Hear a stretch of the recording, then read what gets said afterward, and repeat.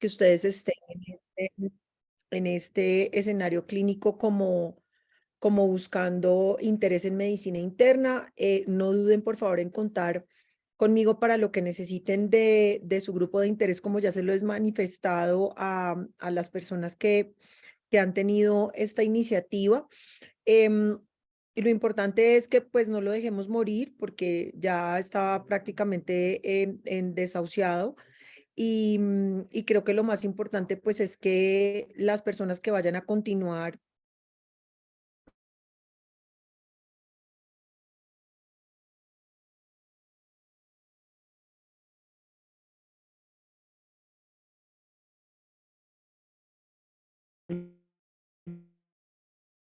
tema para revisar. Entonces, pues lo que quisimos hacer fue como partir esto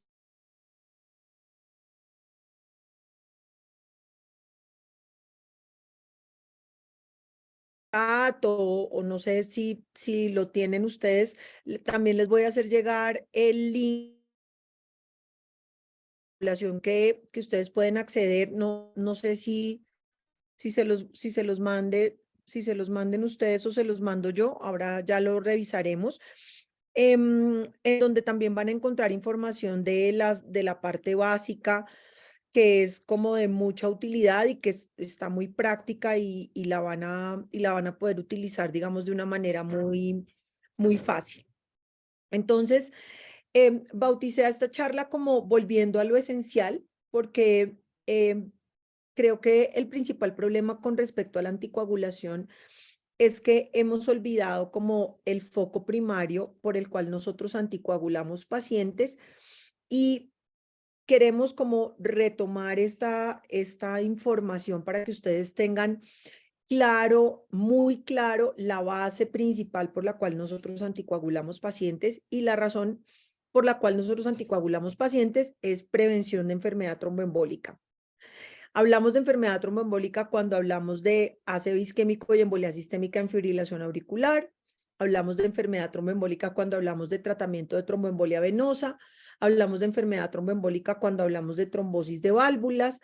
Hablamos de enfermedad tromboembólica venosa, de enfermedad tromboembólica cuando hablamos de trombos intracavitarios. Y también hablamos de enfermedad tromboembólica cuando hablamos de prevención, cuando hablamos de profilaxis. Entonces, creo que lo que vamos a hacer es dividir estas charlas en diferentes charlas que no necesariamente tienen que ser todas seguidas. Podemos hacer cada mes una charla o como ustedes lo quieran, y sea más agradable y más académico para todos. Pero lo que quiero es que en cada uno de los focos en los cuales nos vamos a centrar, ustedes vean que el objetivo primario de la anticoagulación es la prevención de la tromboembolia y no la prevención del sangrado.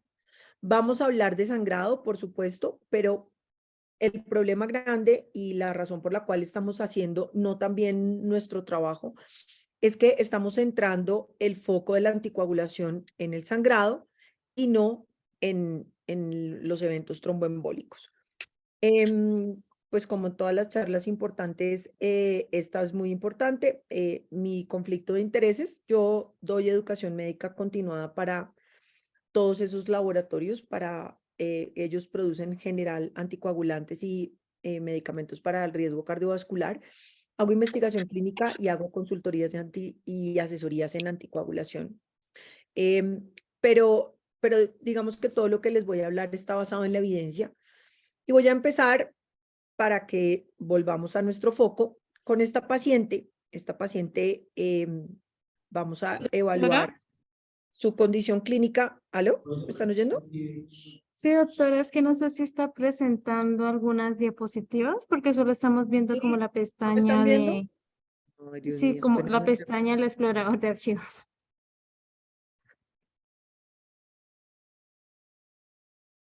Mm, Ahí ya, ¿me ven? Sí, doctora, ahí está perfecto. ¿Ven una paciente? Sí. Sí, señora.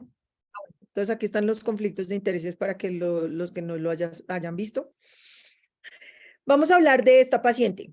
Esta paciente es Doña María, es una paciente de la vida real, lo único que no es real es su foto.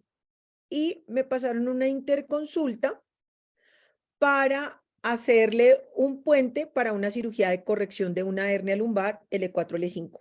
Es una mujer de 78 años, pesa 70 kilos, tiene una tensión arterial normal, frecuencia cardíaca normal, un diagnóstico de una fibrilación auricular no valvular, diagnosticada hace un año, es hipertensa, diabética tipo 2 con una falla renal crónica estadio 2. Y su tratamiento actual es un beta bloqueador, un IECA, un IDPP4 y toma Dabigatran 110 miligramos cada 12 horas. ¿Cómo manejamos esto? ¿Alguien quiere decirme si le parece bien o lo escribimos en el chat? No sé, lo que sea más rápido. Creo que alguien que quiera abrir el micrófono y decirme qué opina del tratamiento de esta paciente.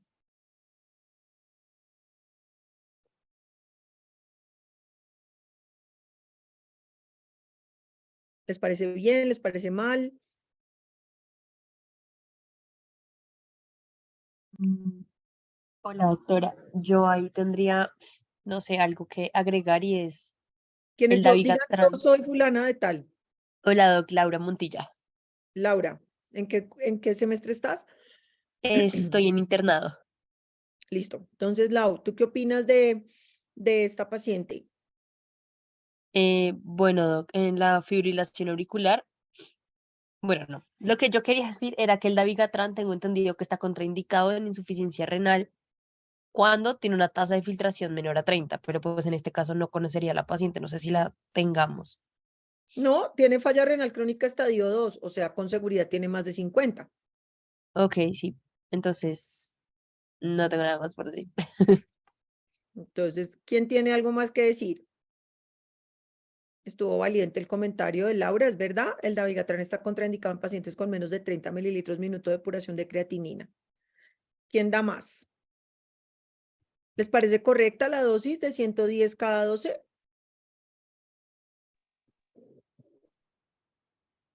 Hola, doctora, con Rafael, Hola, Rafa. ¿cómo está? Bueno, yo creo que, digamos, en este caso es importante pensar si la paciente tiene indicación por la anticoagulación. Entonces, pues la paciente tiene fibrilación auricular.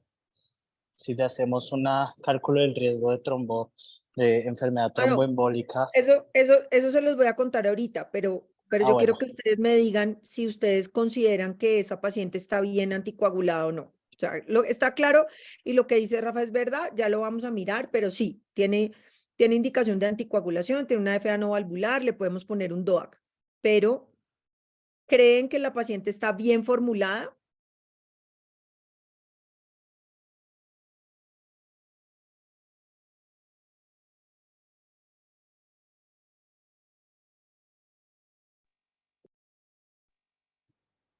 ¿Ningún valiente? pues Doc, bueno, yo interrumpo perdón. otra vez. Sigue. No, no, dale, tranquilo. Bueno, el Dabigatran, si mal no recuerdo, tiene dos dosis. Ujú, Unas 150 cada 12 horas, ujú, eh, que pues digamos que los estudios demostró ser un poquito más eficaz que la warfarina en prevención de ujú, enfermedad tromboembólica. Sin embargo, ujú, pues con un riesgo de sangrado también importante y una dosis reducida que, si no estoy mal, es la de 110 cada 12 horas, ujú. que pues es similar de eficaz a la warfarina con un Ujú. poco menor de sangrado en ciertos outcomes, que si no estoy mal es el sangrado intracraneal. Está Entonces, para mí perfecto. está bien diagnosticada, está bien manejada la paciente, Ujú. eh, pero pues podría también tener 150 cada 12 horas. La respuesta iba bien hasta que dijimos que tenía que tener 110. Y ahí viene el regresar a lo esencial.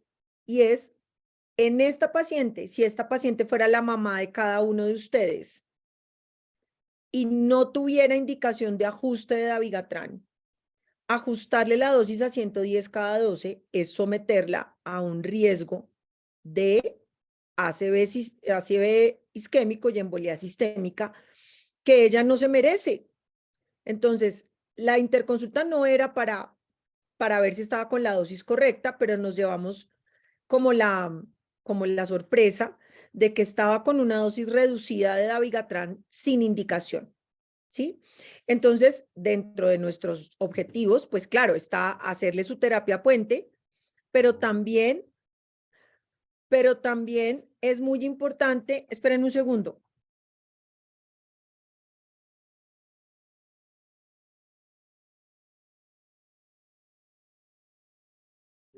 Entonces, es muy importante para nosotros poderle evaluar si verdaderamente sí necesita esos 110 miligramos de dabigatran o si debe recibir la dosis correcta del medicamento.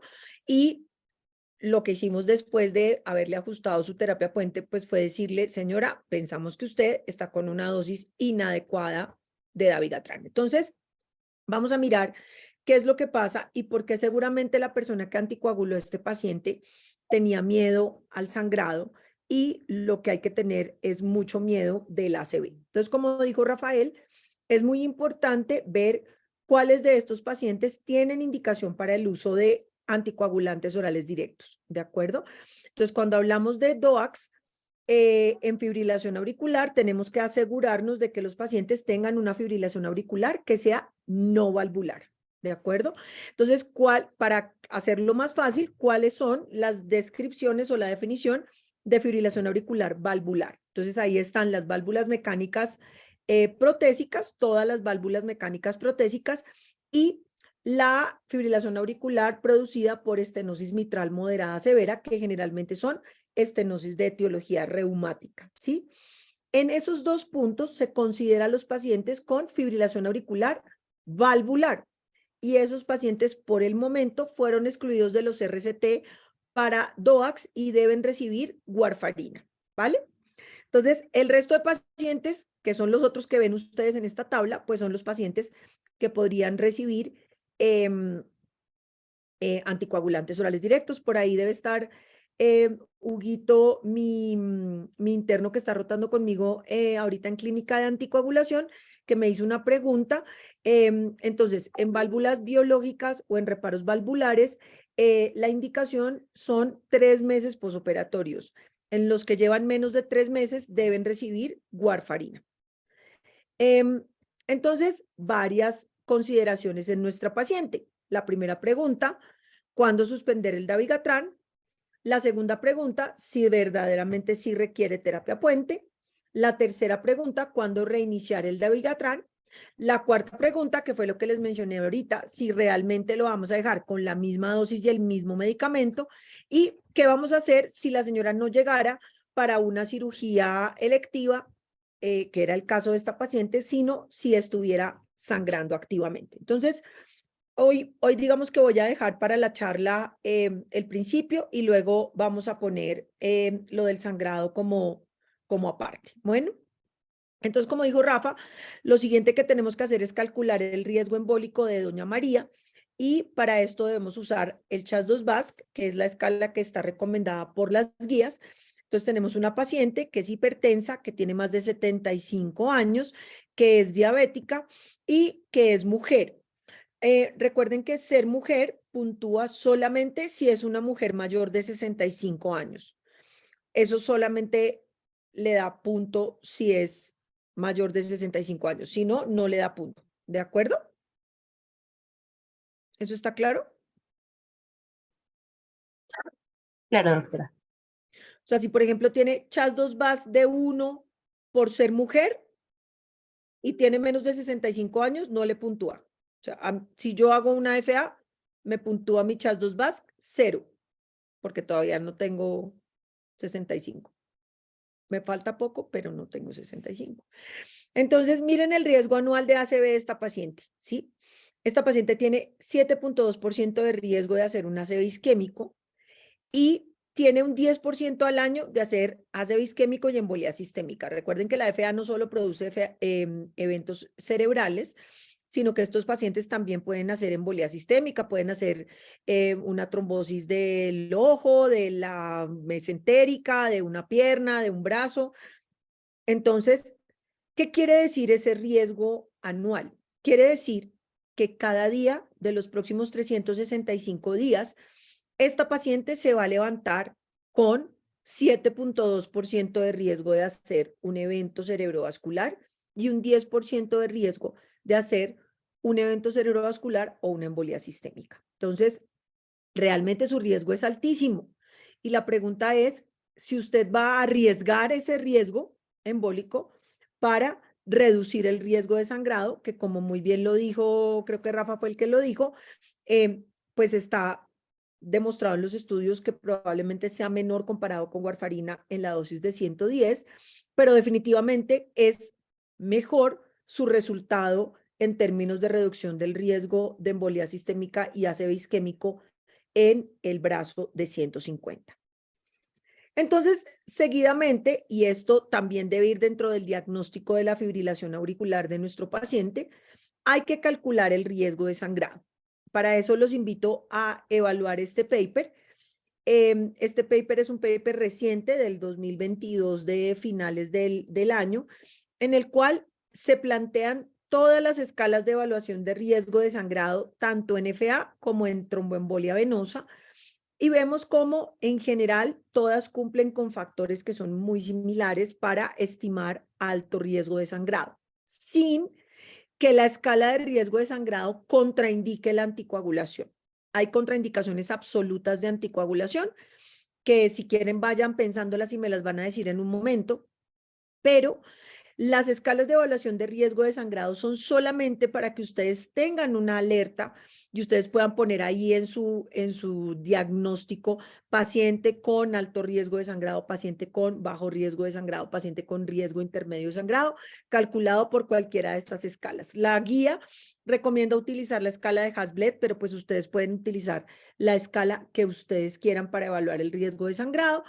En general, cumplen con características comunes, la presencia de falla renal, la presencia de falla hepática, la presencia de medicamentos que interactúen potentemente con el anticoagulante que ustedes le vayan a dar al paciente, si van a usar warfarina, el riesgo de INR lábil, por ejemplo, la presencia de antecedentes de riesgo de sangrado intracraniano.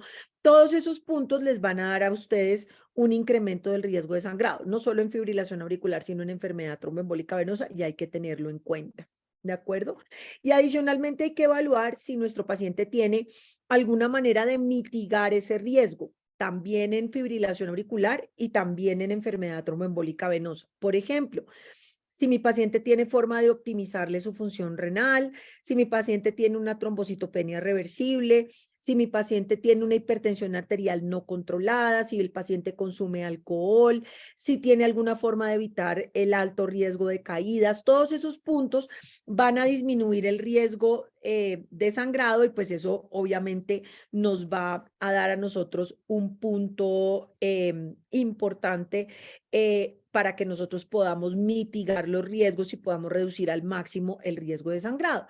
Hay factores que definitivamente no vamos a poder modificar, por ejemplo, que mi paciente sea mayor, que haya sangrado, que haya tenido un ACV previo, que esté en diálisis, que tenga cirrosis, que tenga una neoplasia activa. Entonces, eso lo tenemos que tener en cuenta.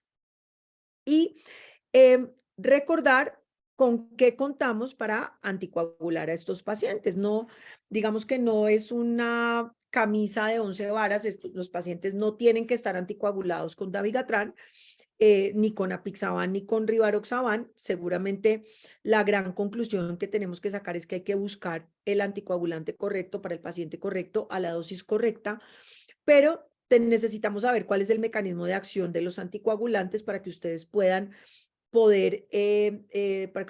tomar la decisión de cuál es el anticoagulante correcto para ponerle.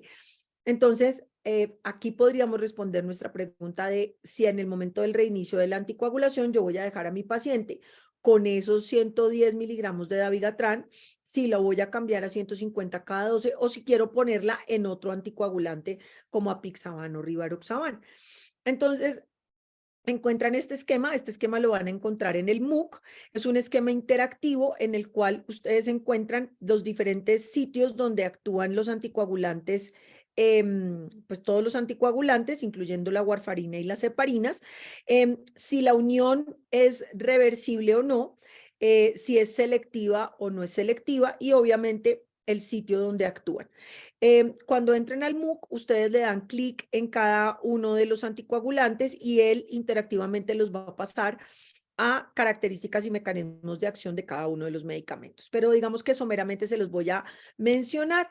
Recuerden que ya no tenemos una vía intrínseca y una vía extrínseca como había antes, sino que vamos a tener una vía de iniciación, una vía de propagación, una vía de amplificación, y esto que también lo tienen en un videíto que tengo grabado en el MOOC, va a explicarles cuál es el mecanismo de acción de los anticoagulantes y cómo se genera su interacción con la vía de la coagulación. Entonces, vemos cómo ustedes saben que la vía de la iniciación es el momento más importante, es la unión del factor 7 con el factor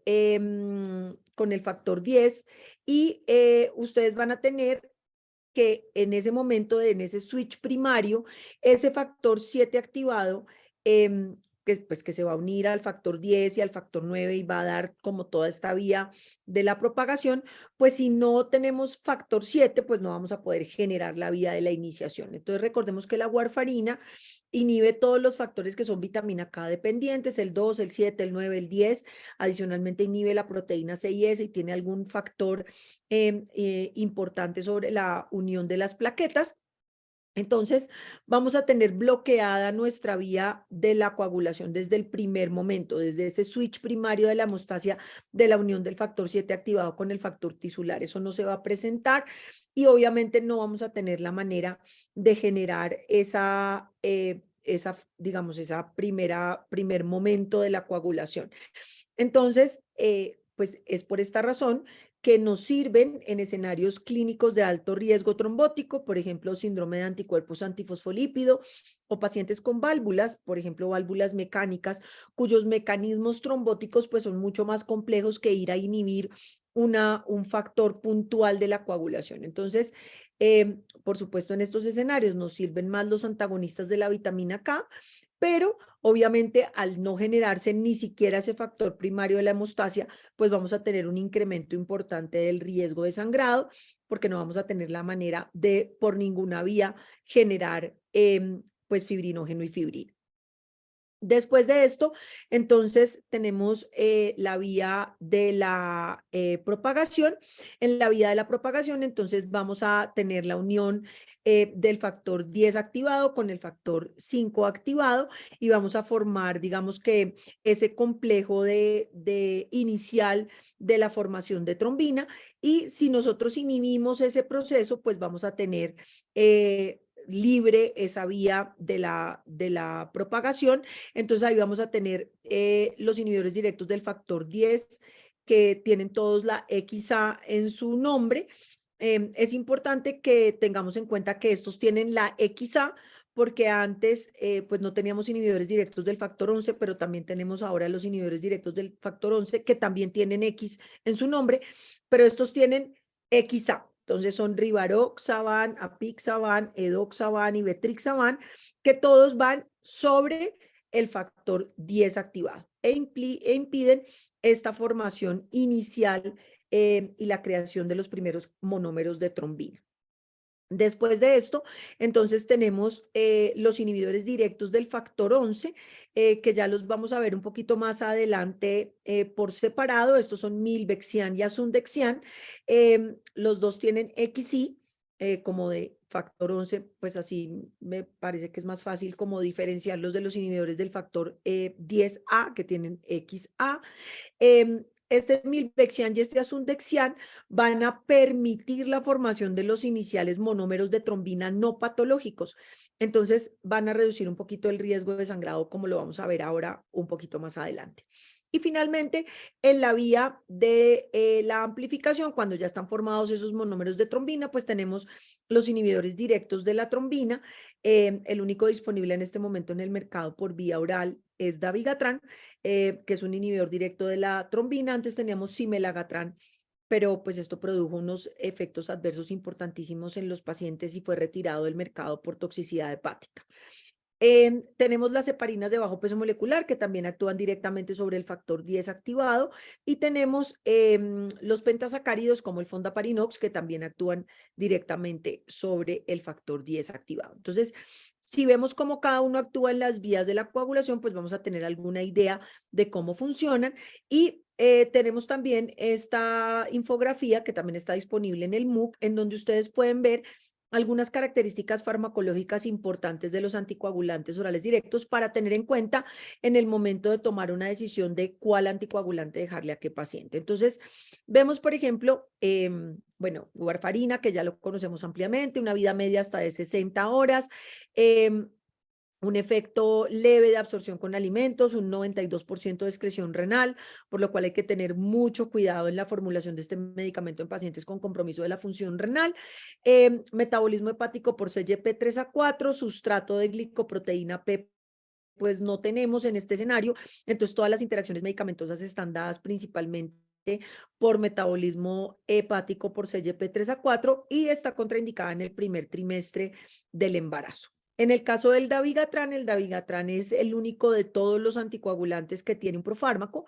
Ese profármaco viene en forma inactiva, en dabigatran exilato, viene en una cápsula que se diluye por esterasas inespecíficas en la primera porción del duodeno y en el fondo gástrico. Entonces, por ejemplo, en pacientes que son gastrectomizados o en pacientes que les falta la primera porción del duodeno, pues no podemos ponerles dabigatran.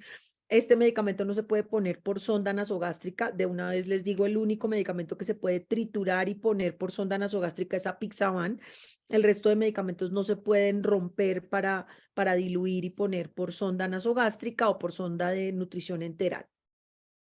El dabigatran entonces se libera en el intestino, más o menos alcanza su concentración máxima plasmática a las 2 horas, tiene una vida media entre 12 y 17 horas, depende mucho de su depuración renal, entonces depende de la depuración del paciente. La eliminación es 80% renal y no tiene primer paso hepático, entonces es medicamento de elección en los pacientes que tienen compromiso de la función hepática Child B. Y obviamente pues no tiene interacciones medicamentosas por esta vía, pero sí tiene interacciones medicamentosas con sustratos de glicoproteína P. Está contraindicada en embarazo, lactancia y en pacientes con menos de 30 mililitros minuto de depuración de creatinina porque precisamente toda su excreción es renal. Después tenemos Rivaroxaban tiene una biodisponibilidad prácticamente inmediata, el 66%, no tiene profármaco, tiene concentraciones máximas entre 2 a 4 horas y una vida media que puede ser hasta de 13 horas. Es muy importante que su absorción se incremente hasta un 39% con el estómago lleno, por lo cual es recomendable decirle a los pacientes que se tomen el medicamento después de su comida principal del día. Tiene un 35% de eliminación renal, pese a que la FDA lo tiene aprobado por encima de 15 mililitros minuto. Entre 15 y 30 mililitros minuto realmente debe usarse con mucha precaución. Tiene metabolismo hepático por CYP3A4 y por sustratos de glicoproteína P, y su metabolismo es esencialmente hepatoentérico, por lo cual es importante no dárselo a los pacientes que tienen compromiso de la función hepática en Child B, porque pueden incrementarse los niveles plasmáticos del medicamento. Tenemos apixaban, una biodisponibilidad del 50%, tampoco tiene profármaco, concentraciones plasmáticas máximas a las 4 horas, una vida media más o menos a las 12 horas, sin efecto de absorción por alimentos, y es el que menos se excreta por vía renal, 25%, por lo cual está indicado en pacientes hasta 25 mililitros minuto de depuración de creatinina. Por ahí hay alguna recomendación en guías de que se puede utilizar en pacientes en terapia de reemplazo renal, pero eso aún está bastante discutido. Sin embargo, hay algunos estudios de vida real en el cual se ha utilizado con relativa seguridad, y es importante que su metabolismo es enterohepático. Entonces, estos pacientes que tienen trastornos de mala absorción, que les falta un pedazo de intestino, pues hay que tenerlos presentes porque pueden tener alteraciones erráticas de absorción del metabolismo de la apixaban. Y por último, edoxaban, por el momento no lo tenemos en el mercado, pero seguramente va a llegar a finales de este año o a principios del año entrante. Es también un inhibidor directo del factor 10 activado, no tiene profármaco, vida media, concentraciones más o menos a las 2 horas, con vida media entre 9 y 11 horas. Algo de absorción con alimentos también debe darse con estómago lleno, 50% de eliminación renal, mínimo metabolismo hepático por CYP3A4, pero un importante metabolismo en sustratos de glicoproteína P, que es lo que conlleva sus interacciones medicamentosas. En general, todos los anticoagulantes orales directos están contraindicados en embarazo y lactancia, están contraindicados relativamente en pacientes con síndrome de anticuerpos antifosfolípidos, especialmente si son triple positivos o tienen anticoagulante lúpico positivo, porque son los que tienen un mayor riesgo trombótico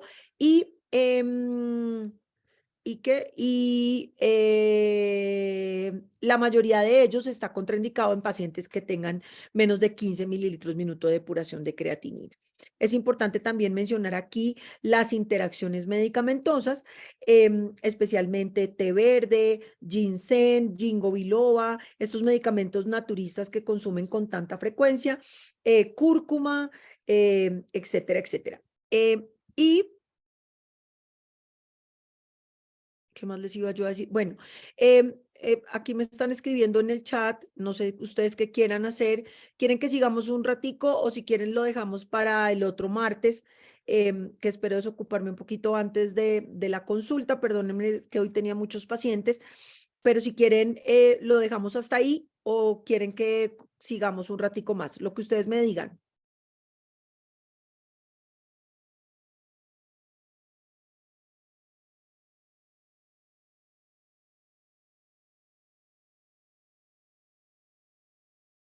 Sigamos, dice Angie.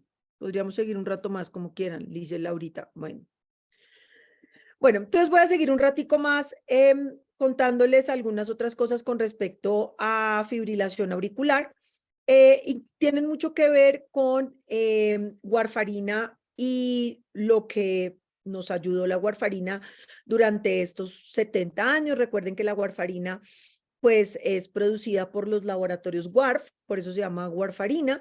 La encontró Paul Link. Paul Link era un investigador y este investigador pues encontró que unas vacas se estaban comiendo unos tréboles por allá en unas planicies de los Estados Unidos, en Wisconsin, y esos tréboles hacían que estaban contaminados por un hongo y aparentemente ese hongo hacía que esas vacas tuvieran sangrados y se morían de sangrado. Entonces, él decidió aislar el principio de ese hongo y de ahí aislaron el dicumarol, con eso hicieron racumín, que es el veneno de raticas y que se mueren esencialmente de sangrado gastrointestinal o de sangrado intracraneano. Y después de esto, entonces, un marine un día quiso suicidarse en un barco con la warfarina y pues con el racumín y no se murió. Entonces decidieron ver si esto funcionaba pues para que sangraran pero no se murieran. Y Paul Link hace la warfarina. Me gusta siempre hablar de Paul Link porque él le regaló sus ganancias económicas del hallazgo de la warfarina a la ciencia para seguir estudiando los anticoagulantes, o sea que le debemos un montón. Y luego lo patrocinaron los laboratorios Warf, por lo cual la warfarina pues se llama warfarina. ¿Qué pasa con warfarina en FA? Pues que hemos encontrado que inicialmente a estos pacientes a algunos les daban aspirina, por ejemplo, y vimos que definitivamente con warfarina la reducción del riesgo relativo de eventos tromboembólicos intracraneanos y ACV isquémico y embolía sistémica era importantísima, hasta de un 64%, por lo cual definitivamente no podían hacer estudios de superioridad con los anticoagulantes orales directos y por eso los estudios son estudios de no inferioridad. Mi pregunta de investigación era esencialmente, ¿es este medicamento tan eficaz y seguro como la warfarina para anticoagular pacientes? Básicamente esa era la pregunta de investigación. Y tuvieron algunos hallazgos, pero miren, por ejemplo, estos medicamentos son en contra placebo y contra aspirina, y miren cómo definitivamente, pues en todos los escenarios está a favor de warfarina, pues el tema. El problema con warfarina, pues ustedes ya lo conocen ampliamente, ella tiene una ventana terapéutica muy estrecha, una respuesta que es muy impredecible, el inicio y la terminación de su acción son muy lentos, interactúa con alimentos, interactúa con más de 4.500 medicamentos. Y hay pacientes que tienen resistencias genéticas a la warfarina que hacen que nunca se anticoagulen, incluso con las dosis máximas permitidas, que son 12.5 miligramos diarios. Y El problema más grande que es la necesidad de la monitorización rutinaria de la coagulación y el ajuste de dosis que hacen que pues estos pacientes definitivamente pues tengan unas dificultades importantes en la práctica clínica diaria para manejarlos de una manera correcta. Pero adicionalmente, hemos visto en algunos estudios observacionales cómo los pacientes, pese a tener INRs terapéuticos, pueden tener sangrados intracraneanos en la anticoagulación con warfarina, principalmente por lo que les mencioné ahorita, porque estos mecanismos de defensa de permitir estas vías iniciales de la coagulación, pues no se presentan en estos pacientes y por eso se producen sangrados espontáneos a pesar de tener INRs terapéuticos. Entonces, aparecen los anticoagulantes orales directos en el mercado como una literalmente carta al niño Dios, en donde nosotros decíamos, mire, queremos que estos medicamentos sean más predecibles, que su perfil farmacocinético sea más sencillo de entender, que sean por vía oral, que no requieran tener una monitorización rutinaria, que sean eficaces comparados con la warfarina y por supuesto que sean seguros, porque pues no necesitamos un medicamento que sea eficaz, pero que sangre más que warfarina. Entonces empiezan a hacer los estudios y estos son puntualmente en FA, luego en alguna otra sesión veremos los estudios en enfermedad tromboembólica venosa y si quieren también los vemos en reemplazos articulares de rodilla y cadera, que es el otro escenario en donde se utilizan, pero para que los entiendan mejor y se los traje aquí como muy prácticos en esta gráfica, ustedes pueden ver los resultados de los estudios clínicos de Daviga, Apixa y Rivaroxa. No traje los de Doxaban, pero se los puedo adicionar acá. Y básicamente lo que hacíamos era, esto es una tabla de comparaciones indirectas de los anticoagulantes orales directos comparados contra su comparador estándar del momento en cada uno de los estudios, que fue warfarina. En ninguno de los estudios se estudiaron los dos brazos por separado, excepto en el estudio RELY, que es el estudio de Dabigatran. En el de Apixa, en el de Rivaroxa y en el de Doxa, lo que se hizo fue estudiar la dosis estándar y después estudiar la dosis reducida según la depuración renal del paciente, pero no se estudiaron los resultados de los dos brazos. Entonces, aquí está lo que dijo, creo que fue Rafa. Entonces, miren, estos son los puntos duros de eficacia y qué me interesaba ver a mí en un estudio clínico de warfarina versus un DOAC para fibrilación auricular, pues que me funcionara tan o mejor que warfarina en prevenir ACV y embolía sistémica, en el resultado único de embolía sistémica, de ACV, en muerte cardiovascular y por supuesto en ACV hemorrágico. ¿Por qué? Pues porque sabíamos que los pacientes podían llegar a tener sangrados intracraneanos con el uso de la warfarina. Entonces, el primero en salir fue el estudio RELY, en el cual se probaron dos brazos, un brazo de 150 cada 12, un brazo de 110 cada 12 versus warfarina, tratando de mantener un TTR, que es el tiempo en rango terapéutico del paciente, por encima del 65%. Los estudios clínicos demuestran que si mi paciente tiene un TTR mayor del 65%, voy a lograr prevenir ACV isquémico y embolía sistémica. El TTR en el estudio RELY fue del 68%, es el que tiene un TTR más alto. Entonces, digamos que era contra warfarina, entre comillas, bien manejada. ¿Cuánto quisiera yo que tuviera mi paciente de TTR? Pues yo quisiera que mi paciente tuviera 100% del tiempo en rango terapéutico la warfarina, pero eso no es tan fácil de conseguir. Entonces, miren los resultados en ACV isquémico y embolía sistémica. Cuando comparamos Dabigatran contra warfarina, recuerden mi pregunta de investigación, ¿es Dabigatran 150 tan eficaz o tan seguro como warfarina en prevención de ACV isquémico y embolía sistémica? Eran estudios de no inferioridad. Cuando miramos los resultados en estudios de no inferioridad, nos damos cuenta que Dabigatran es el único en ser superior a warfarina en los 3 puntos duros de eficacia. Es superior a warfarina en prevención de ACV isquémico y embolía sistémica con una reducción del 35%. Es superior a warfarina en prevención de ACV isquémico con una reducción de un 24%. Y es superior a warfarina en reducción de ACV hemorrágico en un 74%. Adicionalmente, con una reducción de muerte cardiovascular del 15%. O sea, realmente funciona bastante bien. Y tengo una gran duda metódica y es por qué las personas no utilizan dabigatran para anticoagular a los pacientes con fibrilación auricular. Seguramente si mi papá tiene FA, usó dabigatran al principio de su anticoagulación, desafortunadamente hizo un sangrado gastrointestinal y en este momento usa apixaban. Pero si yo pudiera ponerle dabigatran, pues le pondría dabigatran. ¿Qué pasa con 110? Que fue lo que dijo Rafa muy bien explicado, pero digamos que eso que dijo no justifica haber dejado a esa paciente subdosificada.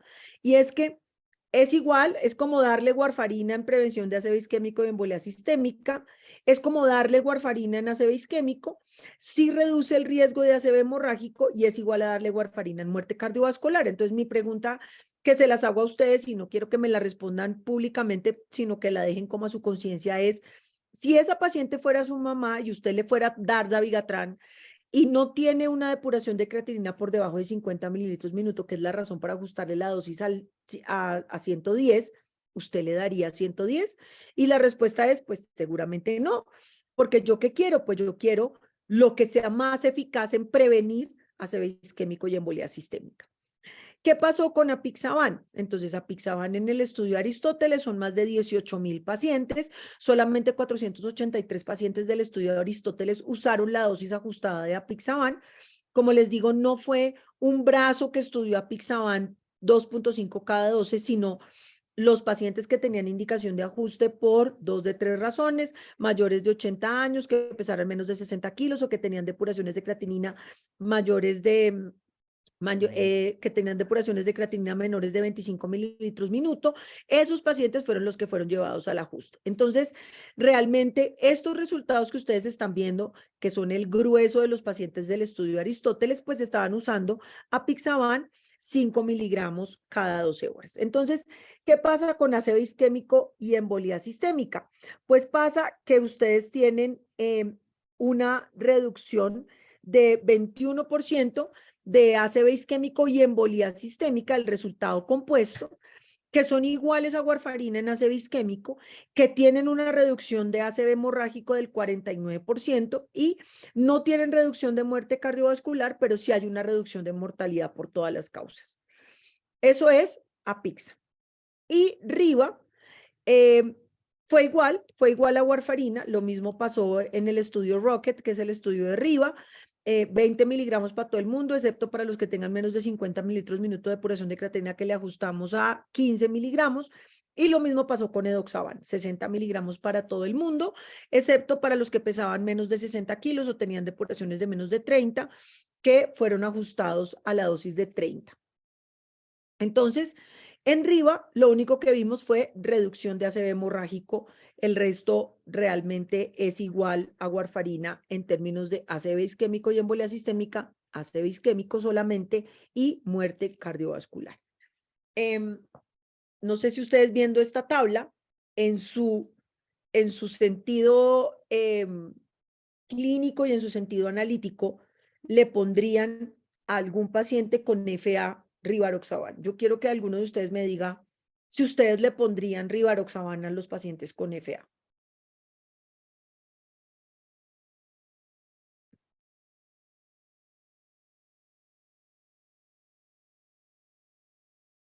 ¿Hay alguien que quiera arriesgarse?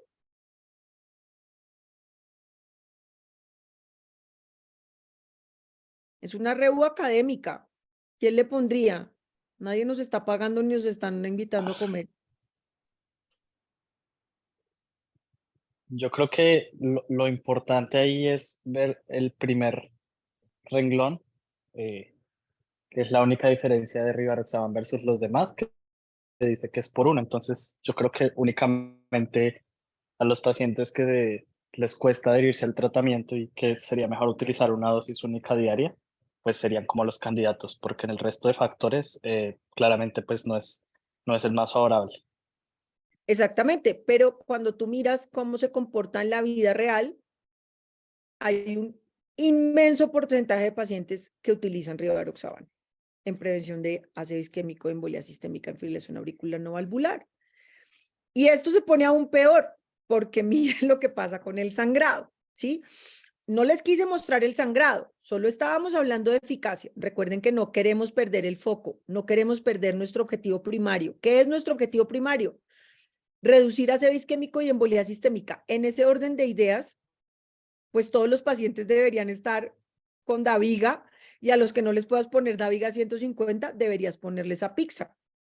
Pero desafortunadamente, por una razón que no es demasiado clara para mí, un gran porcentaje de los pacientes están con Riva.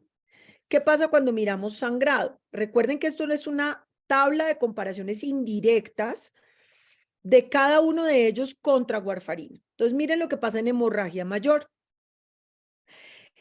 Esos beneficios de dabigatran en términos de reducción de riesgo isquémico, embolía sistémica, ACV hemorrágico y muerte cardiovascular se ven, entre comillas, opacados por ser igual a warfarina en riesgo de sangrado mayor, especialmente sangrado gastrointestinal. Pero miren la reducción de riesgo de hemorragia intracerebral. Acuérdense que ACV hemorrágico no es igual a hemorragia intracerebral, ¿de acuerdo? Y cuando vemos la reducción del riesgo de hemorragia intracerebral, vemos que es 59%. Entonces, solo tenemos un punto en el que dabigatran falla y es hemorragia mayor en la dosis de 150. Pero cuando lo damos en la dosis de 110, reduce un 20% hemorragia mayor y un 70% hemorragia intracraneana comparado contra warfarina, pero pierde sus beneficios en términos de reducción de riesgo embólico.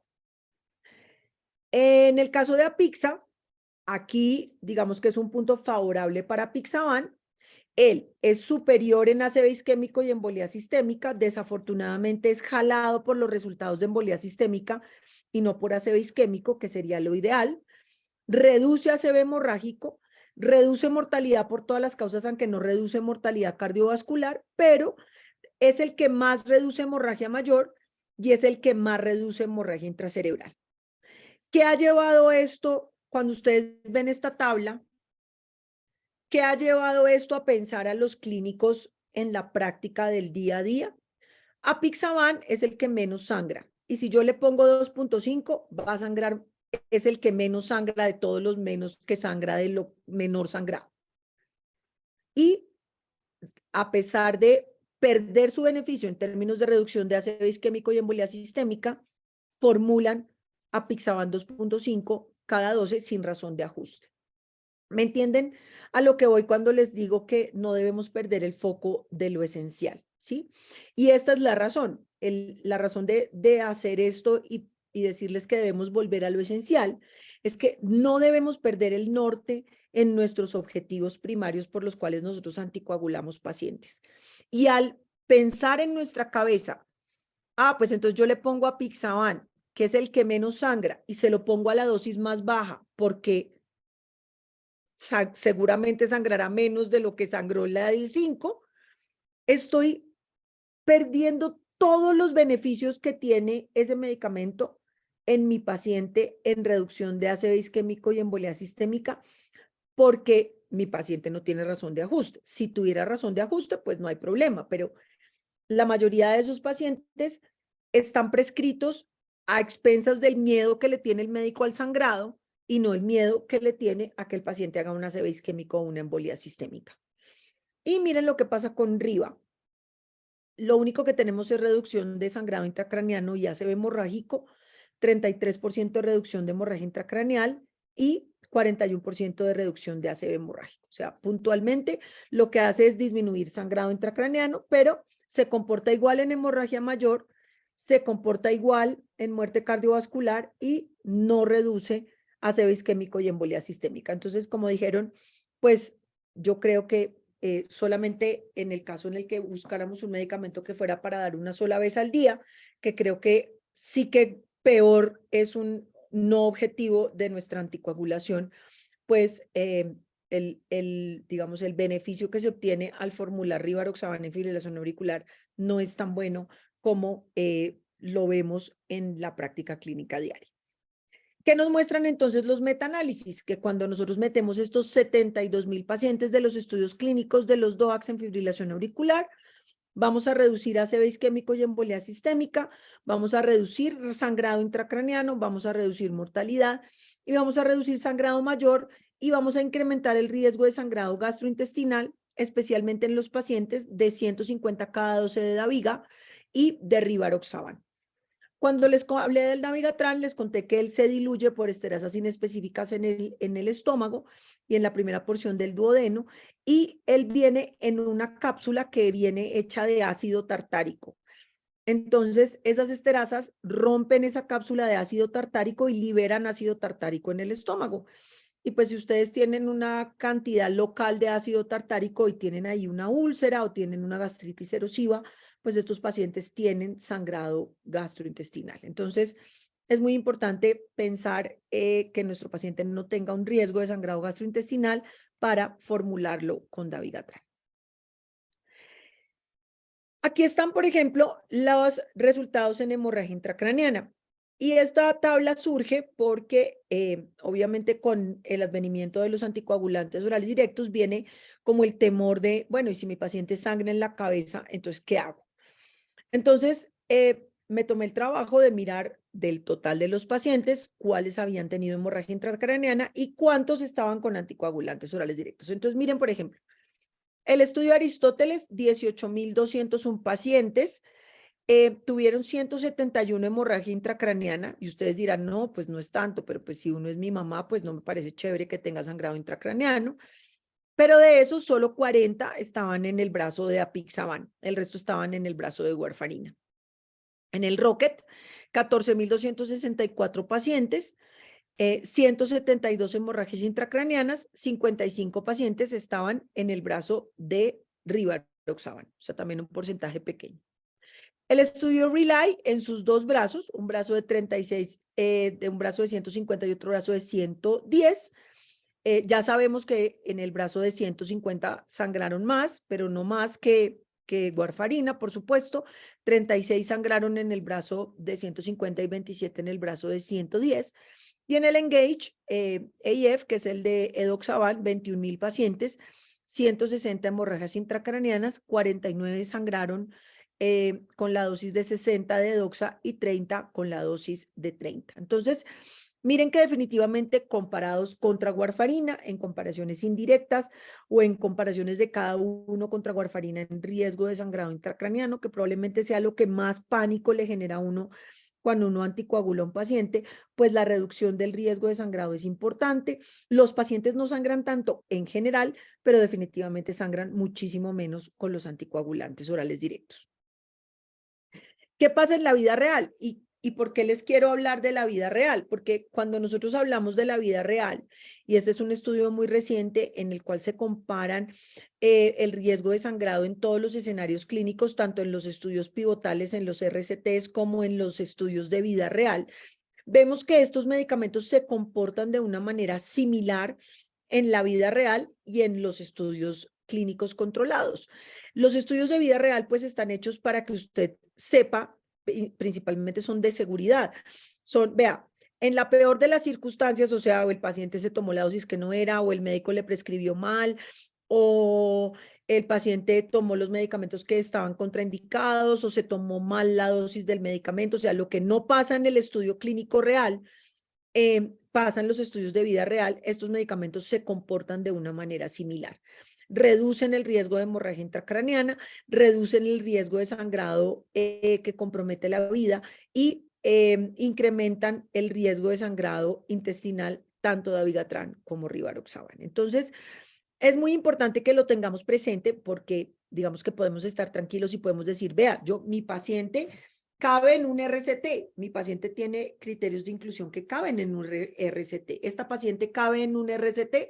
Claro que cabe en un RCT. Es una mujer que no tiene sino su falla renal estadio 2, que es diabética, pero que está bien controlada, que no ha tenido sangrados.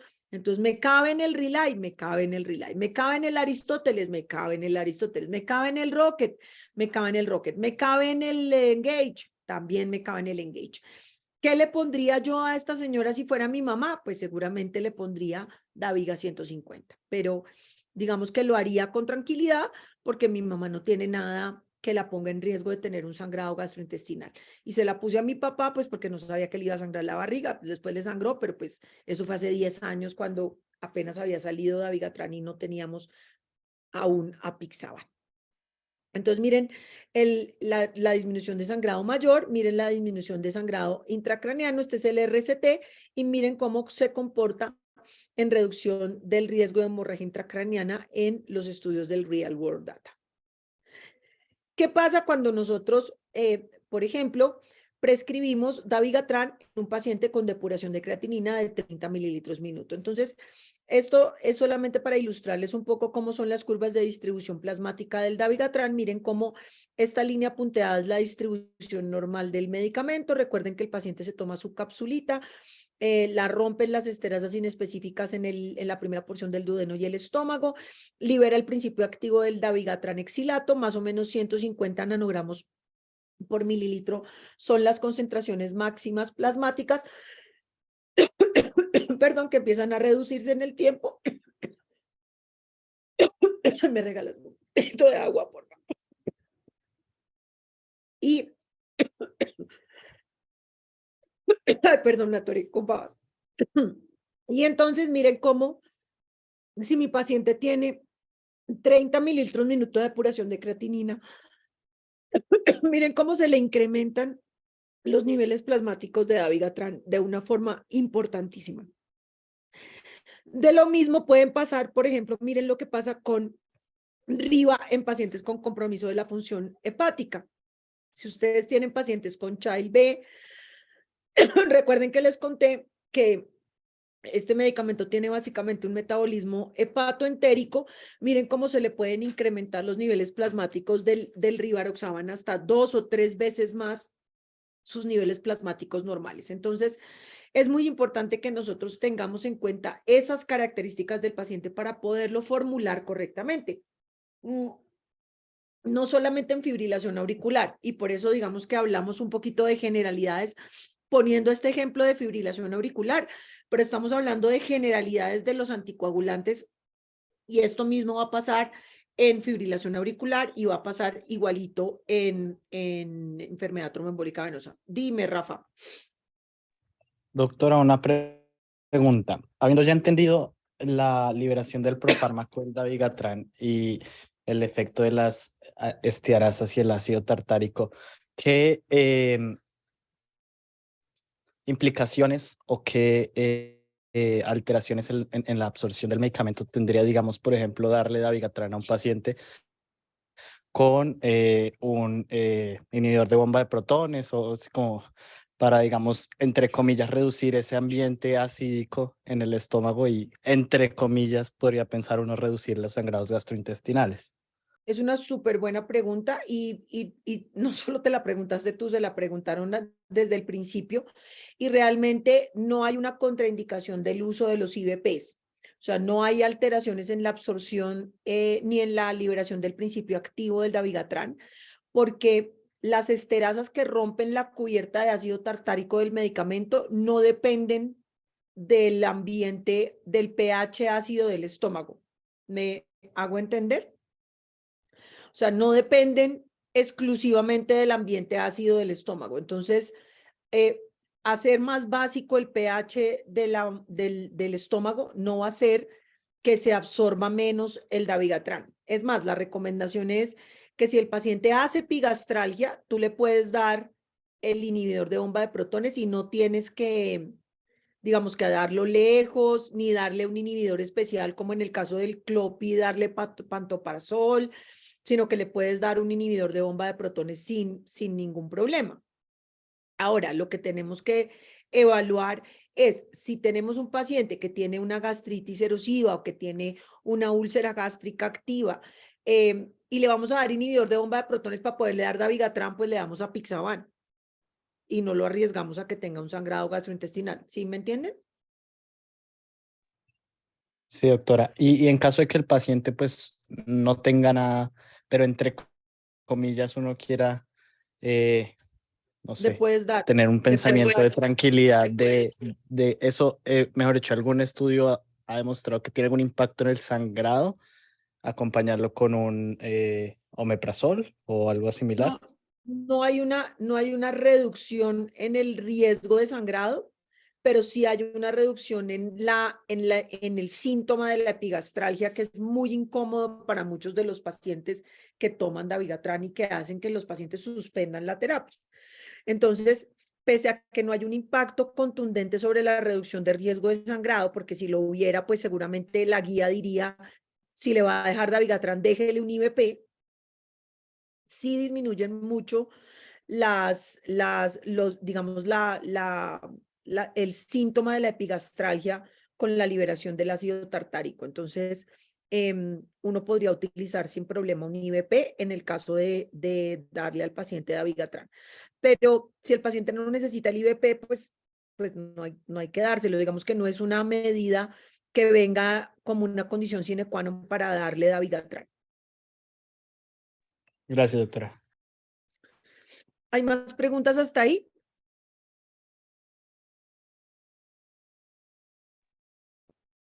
Doctora, yo tenía una pregunta. ¿Quién es yo? Daniel Villarreal. Dime, Dani.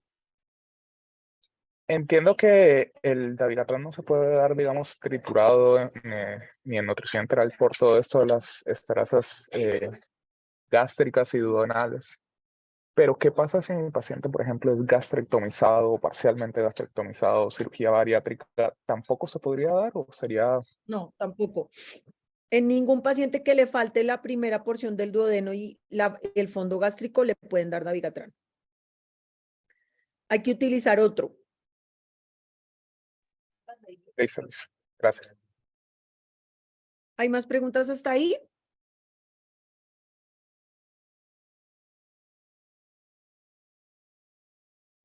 Bueno, entonces ya me alargué demasiado. Sé que hay muchos que están de turno. Si no hay más preguntas hasta ahí, entonces, espérenme que yo creo que aquí al final está... Está... Dios. Por aquí estaba el... Ay, no, no está acá. Les voy a poner por aquí, les voy a compartir, a ver si lo encuentro. ¿Cómo se llama? Aquí está, en esta seguro que está. Les voy a compartir el QR del MOOC, por si acaso alguno no lo tiene. Por favor, hagan, ahí lo están viendo, ¿no?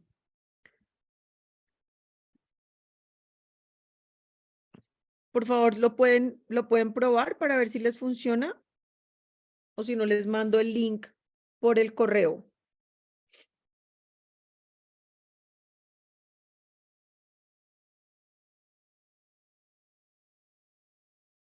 ¿Les funcionó? Sí, doctora, sí está funcionando. Listo, perfecto. Entonces, porfa, échenle una miradita, sobre todo al primer capítulo, que es la parte de generalidades de los anticoagulantes. Ahí hay un videíto que es bastante claro. Y dejamos para nuestra próxima sesión. Ustedes me avisan cuándo quieren que sea. Para terminar este caso clínico, tomar decisiones de qué vamos a hacer con nuestra paciente. Y en la siguiente sesión hablaremos de tromboembolia venosa, que es un escenario completamente diferente al escenario de fibrilación auricular. Entonces dejamos otra sesión para hablar de la parte de determinar este escenario de FA, y en la otra sesión hacemos tromboembolia venosa. No sé cuándo quieran que hagamos la siguiente. Sí. Hola, doctora. ¿Le parece Hola, bien Nick. el siguiente martes? Sí, déjenme mirar aquí yo si tengo alguna cosita.